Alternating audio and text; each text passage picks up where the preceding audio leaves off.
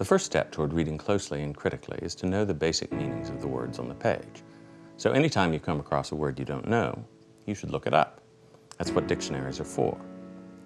But even words you think you already know may have meanings you're not familiar with.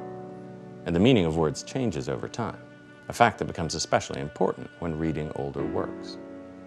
To track the meanings of words and their changes over time, you need a good historical dictionary.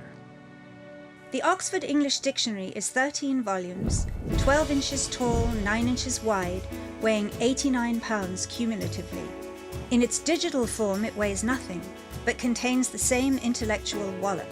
To discover how a word has changed over time, or how many meanings it can have at one time, the OED is your go-to source.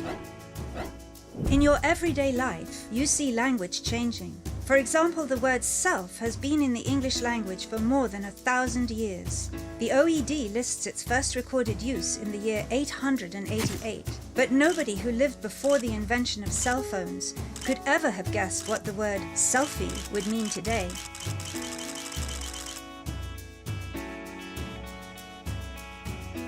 Similarly, a word in a text written 500 or 100 or even 50 years ago might have meant something different than it does now. Take, for example, the word nice. Shakespeare uses the word nice to mean several different things. And none of these meanings are what you might think if you were going by the word's most common meanings today.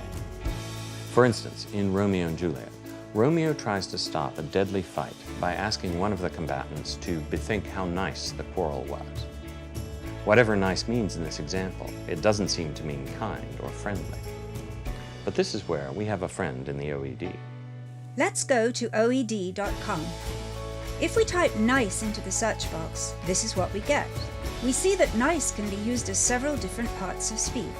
In the example we've given, nice is functioning as an adjective that describes quarrel.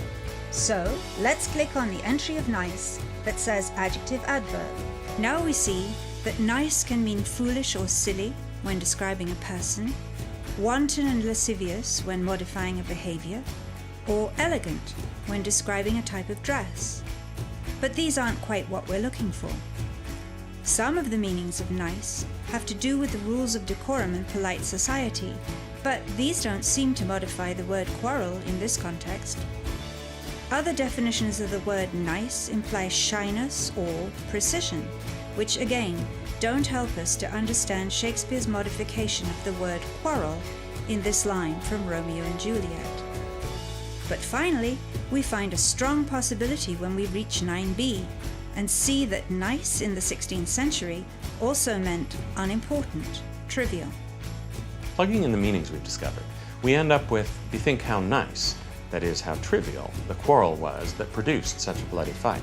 So, when you encounter a word that doesn't seem to make sense in that particular context, look it up. And not just for older works. Even the most common words today, for instance the word run, can mean many different things.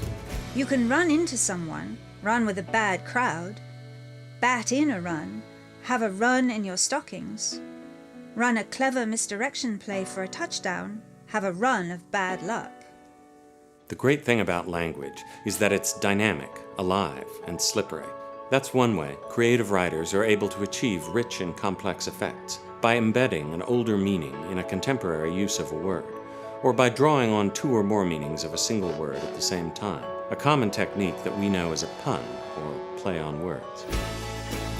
So turn to the OED to look up a word you don't know, if a word doesn't make sense to you in context, if a word is spelled differently, if you are reading older texts, if you suspect that a word merits further investigation. And while you're at it, check out the complete definition of a word like stand or Congress, and you'll see that the OED is no stodgy resource, but can be a pretty sexy place.